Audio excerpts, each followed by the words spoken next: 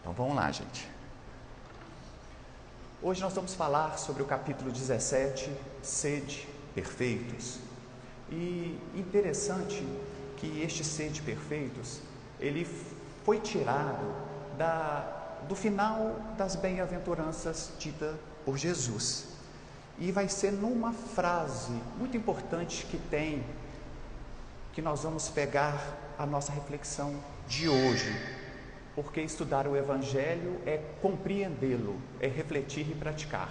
Vamos fechar nossos olhos, mentalizar nosso Mestre Maior Jesus, agradecendo este momento de estarmos aqui reunidos em uma família espiritual, pedindo aos benfeitores dessa casa que possam nos amparar, nos acalmar e nos fazer entender tudo o que for lido, falado na manhã de hoje. Que assim seja, graças a Deus. Conforme eu falei antes, é o capítulo 17 do Evangelho segundo o Espiritismo, Sede Perfeitos. E eu disse que iria começar com a fala de Jesus, e eu vou ler primeiro um pedacinho do final do item 1 do Evangelho, para depois lê-lo na íntegra. Olha como que termina o item 1. Fala de Jesus: portanto, sede vós outros perfeitos, como perfeito é vosso Pai Celestial. Jesus pedindo para nós sermos perfeitos, como perfeito é o vosso Pai. Ele não falou nosso, ele não se colocou junto, ele falou vosso Pai. Por quê? Porque se Jesus tivesse falado nosso, ia dar o entendimento dele, de Deus, do Pai. E nos falta ainda conhecimento para compreender Deus. Por isso que ele fala, vosso Pai. E por que nós não podemos colocar Deus como meta na busca da perfeição? Porque nos falta conhecimento. Olha que interessante. No Livro dos Espíritos, na questão 1, Kardec pergunta aos mensageiros do Senhor: que é Deus? Ele não pergunta quem, ele pergunta que é Deus. E os mensageiros do Senhor respondem: inteligência suprema, causa primeira de todas as coisas. Isso dá para a gente compreender. Deus, inteligência suprema, causa primeira de todas as coisas. Mas aí nós nos reportamos à questão 10 do Livro dos Espíritos. Olha a pergunta de Kardec para os mensageiros do Senhor: é dado ao homem conhecer a natureza íntima de Deus?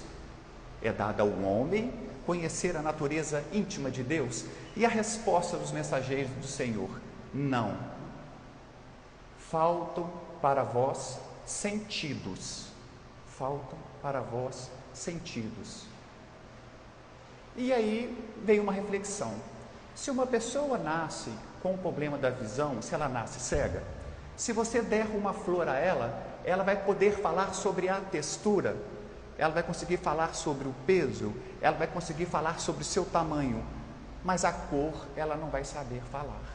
Falta o sentido da visão. Então, quando Kardec faz essa pergunta e os mensageiros do Senhor respondem para nós que nos faltam sentido, é porque nós sabemos que o nosso espírito está preso no corpo físico. Ele está preso no corpo físico, nós estamos encarnados. Então isso faz com que há uma limitação no nosso entendimento, porque nós ainda estamos no mundo de provas e expiações.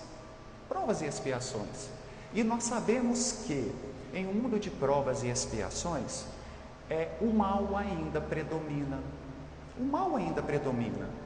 Então, com esse entendimento, a gente começa a ver que, como Kardec diz, vai nos faltar sentidos para compreender Deus. Mas olha a segunda pergunta dele, que ele faz sobre este assunto na pergunta 11. Um dia o homem vai conhecer a natureza íntima de Deus? E a resposta: quando o ser for evoluindo, for se desmaterializando, ele verá e compreenderá Deus. Então, quando for desmaterializando, quando for evoluindo, ao título Sede Perfeitos, quando for buscando a perfeição, Então, agora nós compreendemos que nós não podemos pegar como meta, por nos faltar entendimento, Deus de perfeição. Porque ser de perfeitos, a perfeição é um ponto que eu tenho que buscar. Então eu tenho um caminho a trilhar. Então, se eu colocasse Deus, eu não conseguiria deslumbrar. Mas nós vamos recorrer ao Livro dos Espíritos. Na questão 625, Kardec pergunta aos Espíritos do Senhor: qual tipo mais perfeito que Deus enviou ao homem para lhe servir de guia e modelo? E a resposta: Jesus, guia e modelo. Então, o nosso ponto, a nossa meta de entendimento, não de conseguir alcançá-lo, a nossa meta é compreender os ensinamentos de Jesus. Sabemos, gente, que vamos necessitar de várias encarnações, de passar em vários planetas, várias moradas, para um dia compreendermos até quem foi, quem é Jesus, o que é o seu amor. Mas como no seu Evangelho conta a sua história, as suas passagens, as suas parábolas, dá para a gente ter ele como meta. Aí agora que nós compreendemos o que nós podemos entrar agora no item 1 do Sede Perfeitos. E interessante que ele já começa explicando o que é a perfeição. E por isso que no capítulo 12, quem fez a palestra foi a nossa irmã Eva. Amai os vossos inimigos. Tem uma passagem que é a mesma fala desta aqui agora. É citado Mateus 5. E aqui se repete. E olha como começa: amai os vossos inimigos, fazei o bem ao que vos odeiam, e orai por aqueles que vos perseguem e vos caluniam. Porque se amais apenas o que vos amam, que recompensa vós tereis? Não fazem também os publicanos? E se vós saudardes somente os vossos irmãos, o que fazeis demais? Não fazem também os gentios? Portanto, aí é aquela fala que nós começamos as nossas reflexões. Portanto, sede vós outros perfeitos, como perfeito é o vosso Pai Celestial. E só nessa introdução aqui, a gente já começa a entender qual que é o caminho que nós temos que trilhar. Nós temos que buscar a perfeição, meta é Jesus, e Ele nos deixou o ensinamento: amai os vossos inimigos. Mas Ele explica como que é amar os inimigos. Como que eu vou amar os inimigos? Fazendo o bem a quem nos odeia. Isto é uma forma de amar os inimigos. Outra forma, orar por aqueles que vos perseguem e vos caluniam. Por quê, gente? Quem neste momento não está passando por uma situação, com uma decepção com alguém muito próximo? Lembrando que a doutrina espírita nos explica que as pessoas que estão próximas de nós são aquelas pessoas que nós temos que de alguma forma acertar as nossas arestas ou trabalhar as nossas imperfeições, perdoando, relevando, compreendendo. Mas às vezes a gente escuta: mas é tão difícil. Ora, já não cabe mais para nós que estamos estudando a doutrina espírita usar desta desculpa psicológica. Sabe por quê? Porque na questão 909 do Livro dos Espíritos, Kardec pergunta aos mensageiros do Senhor: eu posso vencer as minhas imperfeições? Eu posso melhorar por conta própria, vamos dizer assim? E a resposta é sim. O que faltam para vocês é vontade. Tão pouco vocês têm vontade. Então Kardec, com muito carinho, ele dá um puxão de orelha em quem usa desculpa que é difícil perdoar. Gente, quem nos maltrata, quem nos ataca, quem faz algo que não vai de acordo com o que a gente pensa, claro que vai dar uma dor, claro que na hora vai dar vontade de responder à altura, porque ainda nós estamos ligados ao olho por olho, dente por dente. Nós ainda pensamos que Jesus entrou no templo dos vendilhões dando chicotada e pancada em todo mundo. Nós ainda achamos que Jesus fez isso. Embora isso consta no Evangelho, é uma forma de expressão de quem escreveu. Os historiadores, os estudiosos falam que Jesus entrou num sábado lá no templo, quando ele encontrou com as pessoas lá. E no sábado nós sabemos que lá em Israel os judeus não podem trabalhar, não podem nem andar com dinheiro no bolso. Então não ia ter ninguém vendendo nada no templo.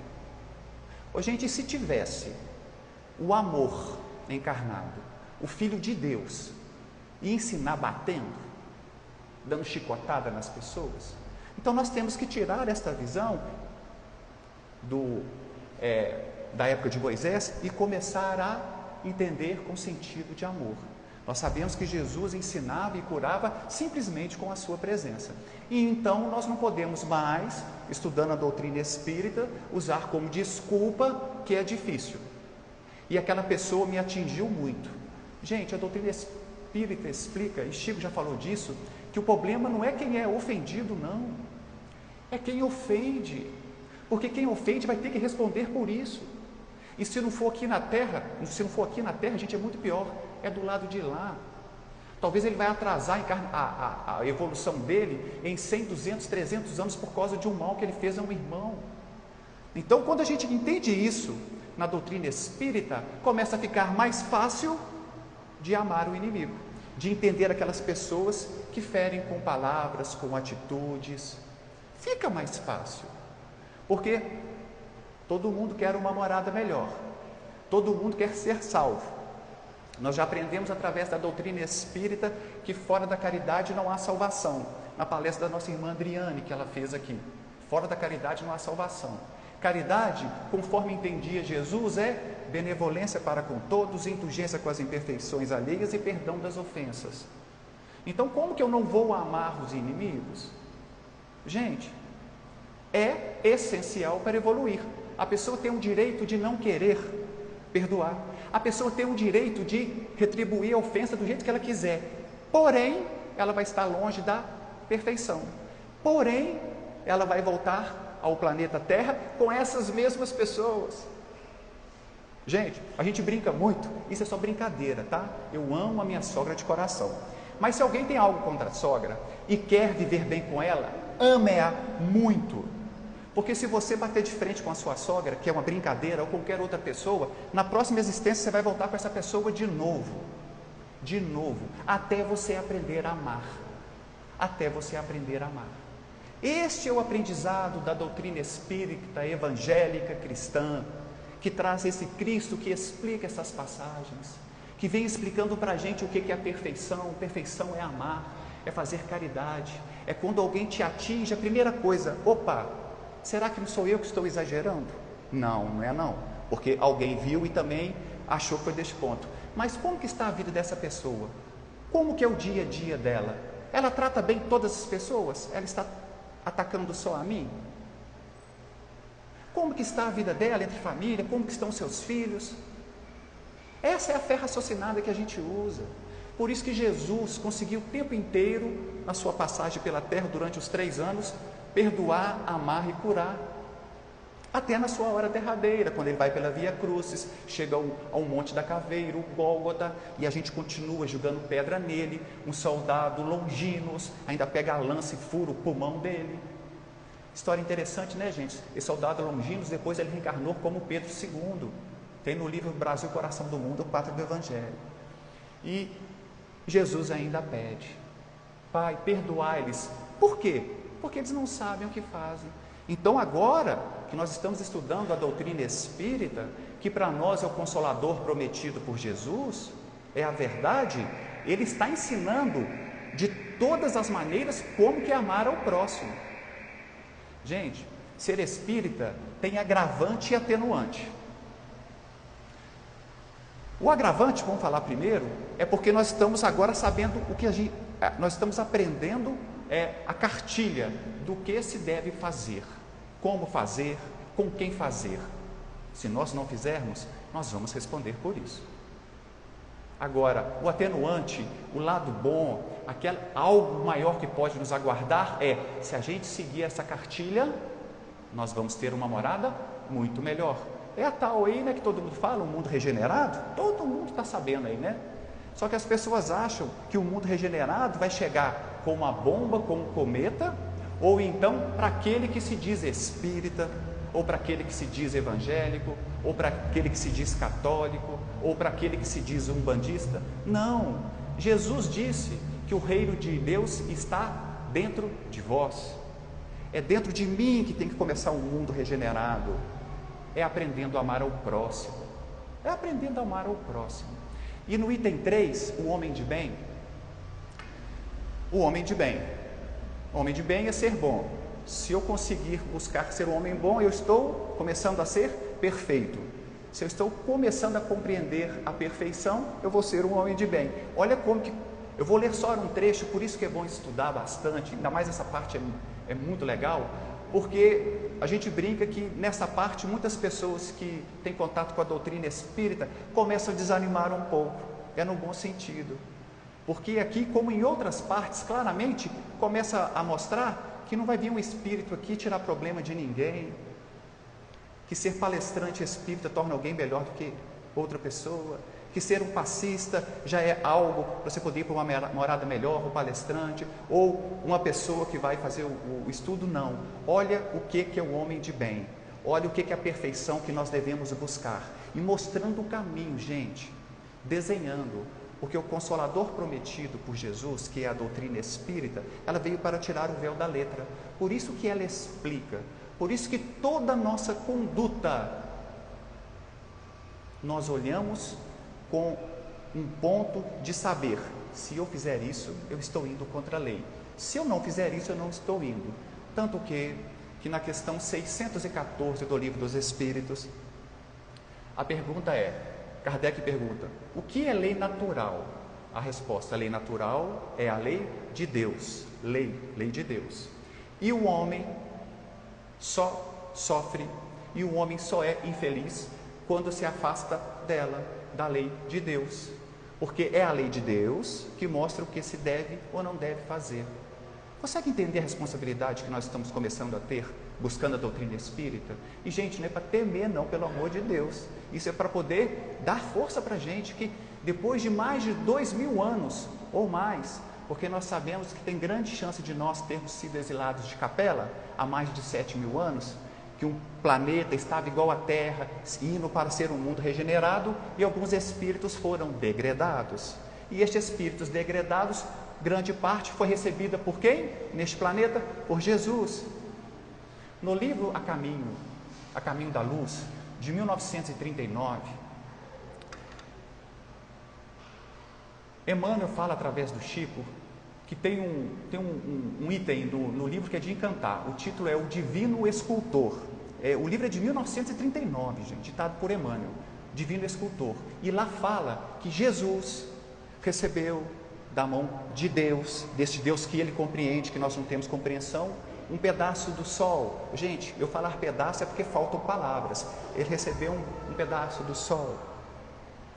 E Jesus, através disso, começou a dar forma ao planeta Terra, que durou bilhares de anos. Olha o nosso entendimento de Jesus e olha a perfeição que a gente está buscando em Jesus. Muitos de nós, há um tempo atrás, achávamos que Jesus esteve aqui há 2000 anos atrás. A doutrina espírita pega isso e joga para bilhares de anos atrás. Bilhares. Por isso que, com muito amor e com muito entendimento, o nosso Cristo é muito maior do que esse que a gente conhece ali de 3 anos. É muito maior. Jesus ajudou a dar forma a este planeta, que a nossa ciência diz que tem mais ou menos 5 bilhões de anos. 5 bilhões de anos. E nós sabemos que um espírito, para ser um Cristo, crístico, ele tem que ser perfeito. E para ser perfeito, ele caminhou mais ou menos 13 bilhões de anos. Compreender Jesus a fundo é difícil para nós. Nós somos seres rastejantes ainda. Por isso o nosso entendimento de Jesus vai se ampliando e a gente vai se encantando com este ser, que toca o nosso coração, que move a nossa vontade de viver, que a gente entende que nós somos espíritas cristãos e não espírita kardecista. Kardec foi enviado por ele para codificar a obra, grande trabalhador. Depois alguns dizem que voltou como Chico Xavier, insignificante para nós. O que importa é que Chico trouxe mais de 500 obras para nós, para nos ajudar na caminhada. Então essa visão de perfeição, essa visão de universo, tem que entrar em nossos corações para a gente descobrir o nosso lugar, para chegar ao ponto, quando alguém me fere, o inimigo, eu ainda ficar melindrado, eu ficar com raiva. Gente, isso não é para ter vergonha não, porque nós ainda ficamos. Porém, na hora que vier aquela dor, eu respirar e pera, eu compreendo melhor as situações agora. Eu compreendo. Claro que vai doer, gente, mas a gente consegue trabalhar desta forma. É uma das ferramentas maravilhosas da doutrina espírita que Jesus enviou para nós. Compreender o nosso algoz. E o homem de bem. É o item 3, tá, gente? O homem de bem. O verdadeiro homem de bem é o que pratica a lei de justiça, de amor e de caridade em sua maior pureza. Se ele interroga a sua consciência a respeito dos seus próprios atos, pergunta a si mesmo se não violou essa lei. Então, o homem de bem, em qualquer situação, ele vê o que eu poderia ter feito de melhor para evitar uma discussão, para evitar um problema, para evitar uma contenda. Santo Agostinho disse na questão 909 do Livro dos Espíritos que nós devemos fazer uma reflexão sobre a nossa vida, porque um sábio da antiguidade disse, está lá a resposta: conhece-te a ti mesmo, que é a maneira de sermos melhores. Então o homem de bem interrogue a si mesmo. Gente, toda vez que a gente acusa alguém, que a gente fala mal de alguém, que a gente aponta defeito de alguém, nós estamos ainda muito longe da perfeição. Muito, muito longe da perfeição. E continua: se não praticou o mal, se fez todo o bem que podia fazer, se não deixou escapar voluntariamente uma oportunidade de ser útil, se ninguém tem do que reclamar dele, se ninguém tem do que reclamar dele, e por fim, se fez aos outros tudo o que desejaria que fizesse a ele. É o amar ao próximo como a si mesmo, né? Que é o maior mandamento de Jesus. Difícil, né, gente? Na hora que alguém, né, vem com uma pedra para cima da gente e acontece mundo de provas e expiações. Mas essa é a perfeição que nós temos que buscar. Pensando no próximo, sim, mas pensando na nossa evolução. Porque, gente, quem já teve a oportunidade, e eu sei muito bem o que é isso, dormir com raiva de alguém ou com mágoa de alguém, o cérebro da gente gira, mas parece que a 1000 km/h. E vem aquele pensamento, vem pensamento de vingança, vem pensamento de falar alguma verdade, e quando eu não falei algo, eu devia ter falado, aquele ódio, isso é o ódio dentro da gente. Isso é ódio. E volto a repetir, minha fala não é de crítica, eu sei muito bem o que é isso. Porém, graças à doutrina espírita cristã, nós já temos as ferramentas. Atacou, centra, pensa, lembra do estudo, lembra da palestra, lembra do evangelho, e o melhor, lembra do Cristo. Porque quando Longinos, o soldado Longinos, furou o peito de Jesus com a lança de maldade, e quando eles se encontram, depois de muito tempo, que Longinos teve que reencarnar várias vezes, Jesus vai até Longinos com amor, e Longinos olha para ele com vergonha, cabisbaixo. Imagina você olhar para o Cristo, sabendo que você furou o seu peito com uma lança. É pior do que Pedro que o negou. E Jesus vira para ele com amor: vou te apresentar a oportunidade de você acabar de resgatar a sua dívida. Você pode, se você quiser, olha o amor do Cristo, reencarnar como Pedro II. Você pode reencarnar como Dom Pedro II. Está no seu querer. E eu enviarei seres, pessoas maravilhosas para te acompanhar. Essa que é a perfeição que é difícil da gente compreender. Aquele ser que furou o peito dele, foi aonde que ele foi ali buscar. Vamos lembrar de Paulo de Tarso. A maioria sabe da história ou leu o livro, que é mais perfeito ainda. O vaso escolhido, Paulo de Tarso. Se não fosse Saulo de Tarso, Paulo de Tarso, nós talvez não estaríamos aqui estudando o Evangelho. Ele que divulgou para os gentios, os que não eram judeus. E continua: tem fé no futuro. Para ter fé no futuro, eu tenho que compreender as várias moradas da casa do Pai, porque senão a minha fé, ela acaba quando alguém bater no meu carro, quando eu tiver um problema no meu casamento, no meu relacionamento, ou quando vier uma morte de um ente querido, a minha fé acaba na hora, se eu não compreendo o futuro. Se eu compreendo, eu sigo. É por isso que coloco os bens espirituais acima dos bens materiais. E já falamos aqui em várias palestras, o tempo que a gente dedica à vida espiritual e à vida material. Já sabemos disso. Já foi muito bem falado, por isso a importância da gente estar estudando o Evangelho, assistindo palestras. Gente, no YouTube tem várias palestras maravilhosas para assistir. De preferência, gente, Arthur Valadares, Severino Celestino, porque eles pegam o Evangelho de Jesus para dar exemplo. Existem tantos outros, mas estes dois especificamente, e um menino que chama Vitor Hugo, um menino, 21 anos, ele está começando a fazer um trabalho, gente, na doutrina.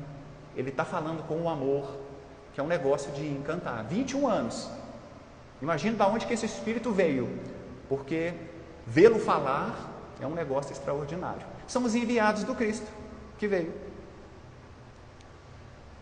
Sabe que todas as vicissitudes da vida, todas as dores, todas as decepções, são provas ou expiações, aceitando-a sem reclamar. Aceitando-a sem reclamar.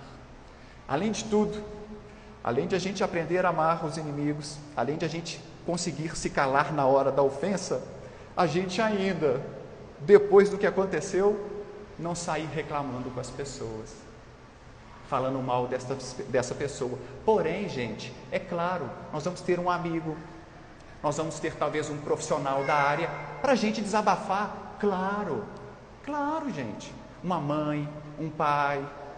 Se caso o problema for direto para eles, então eu não vou falar com a mãe, com o pai, um irmão, volto a repetir, um profissional, num atendimento fraterno numa casa espírita. É claro, agora eu não vou colocar na rede social o que a pessoa fez, eu não vou pôr lá no grupo da família falando o que essa pessoa fez comigo, para a família toda ficar sabendo quem que ela é. Aí quem fez isso? Coitado. Por quê? Porque ele vai ter que resgatar essa dívida. É mais uma dívida que ele trouxe para a vida dele. Mais uma dívida, gente. Mais uma dívida. E no item 4, eu vou ler também um pedacinho aqui, uma parte pequena, porque esses dois itens têm tudo a ver conosco, que o título é Os Bons Espíritas. O Espiritismo, bem compreendido, mas principalmente bem sentido, leva inevitavelmente aos resultados acima citados. Olha só, se eu compreender o Espiritismo, eu consigo ser este homem de bem que nós comentamos aqui agora, porque eu estou compreendendo, eu estou aprendendo o que eu devo fazer. Os quais caracterizam o espírita como o verdadeiro cristão. Característica, o bom espírita como verdadeiro cristão. Está vendo, gente? Não vai colocar aqui verdadeiro kardecista. Não, é verdadeiro cristão. Cristão. Que são a mesma coisa. Ser espírita, ser cristão. O Espiritismo, isso é muito bom a gente entender, não criou nenhuma nova moral. O Espiritismo não criou nenhuma nova moral, mas facilita às pessoas a compreensão e a vivência da moral do Cristo. Esse é o objetivo da doutrina espírita, facilitar a compreensão do nosso mestre. Esse é o objetivo da doutrina espírita. Dando uma fé sólida, porque eu sei em que eu estou acreditando, uma fé sólida e raciocinada, a todos que têm dúvida e vacilo. A todos que têm dúvida e vacilo. Gente, nós já estamos caminhando para o final da nossa palestra. Eu vou contar uma história bem rapidinha aqui, para a gente passar para a segunda parte, para os passos coletivos, que é para a gente tentar entender, abaixando um pouquinho, de Jesus como meta, mas pegar um ser que já está em moradas maiores. É a dona Luísa, mãe de André Luiz, a mãe de André Luiz. E é um ensinamento que às vezes passa despercebido por nós. Por isso que ontem eu assisti o filme de novo, eu acho que pela 20ª vez, e aprendi mais um, que o André está em recuperação no mundo espiritual. Ele tinha ido tentar trabalhar nas câmaras de regeneração e ainda não tinha conseguido, porque ele ainda estava com muito orgulho e apegado à matéria em seu coração. Ele ainda achava que a sua profissão aqui na Terra ia contar algo para ele lá, e aqui ele foi médico, ia contar algo para ele lá. Então ele estava ainda em processo de conhecimento do lugar, e a misericórdia divina é bela. Ele vai até o governador, porque Emmanuel dá essa ideia a ele, e ele vai conversar com o governador, e o governador já o recebe com muita humildade e ajoelha no pé dele, agradecendo de ele ter ido visitar o governador. E às vezes a gente tem um cargo um pouquinho maior, a gente não pode pegar uma vassoura para poder fazer um trabalho. O governador recebe o André pessoalmente, agradece a visita, e o André, tocado, fala: governador, eu julguei a minha existência fora. Ele fala: que é isso, meu irmão? Olhe para trás, que tem pessoas queridas te aguardando. Quando ele vira, a mãe do André chega e o abraça, né? Quem já viu o filme, já leu o livro, quem está na sintonia, imagina você encontrar sua mãe no mundo espiritual. Eu sei que muitos aqui já perderam mãe ou pai, estão nos aguardando, gente, estão nos aguardando, a gente sair dessa prisão aqui que é a Terra, mas da forma natural sempre. E ele abraça sua mãe, sai com ela conversando, e aí o André pergunta, é aonde que eu queria chegar. O André pergunta assim: ô mãe, cadê o papai? Cadê o papai? Porque ele tinha morrido antes dela. E ela fala: ah, André, infelizmente ele está nas zonas inferiores. E ele pergunta: por que, mãe, ele está nas zonas inferiores? E aí vem a perfeição dela, por isso que ela morava nas zonas superiores. Eu não tenho, olha a fala dela, eu não tenho o direito de te falar das imperfeições dele. Eu não tenho o direito, André, de falar das imperfeições dele, mas à medida que posso eu me aproximo dele. Estou pensando em realizar uma nova reencarnar uma nova encarnação para ajudá-lo. E sabe por quê, gente? Ele foi parar nas zonas inferiores. Sabe por quê ele não quis contar para o André? Porque o pai do André, o marido da dona Luísa, tinha 2 amantes juntas quando vivia na Terra. E ela sabia, preferiu cuidar da família e dos filhos e deixar o marido nos seus erros, sem julgá-los, e estava disposta a reencarnar e receber as 2 amantes como filhas, para encaminhá-las, porque o seu marido que fez que as 2 se desviassem. Perfeição, hein, gente? Imagina eu voltar para um mundo desse para ajudar 2 pessoas que me traíram, que roubaram a minha esposa, ou que roubou meu marido. Consegue entender essa perfeição aqui, que a gente tem que refletir bastante? Nós temos que refletir muito sobre isso. Essa é a história que eu queria deixar da nossa irmã querida. Que todos possam ter um ótimo domingo, de muita paz, de muita luz, despedindo dos nossos irmãos que estão nos acompanhando pela internet, para nós passarmos para a segunda parte, que são os passos coletivos.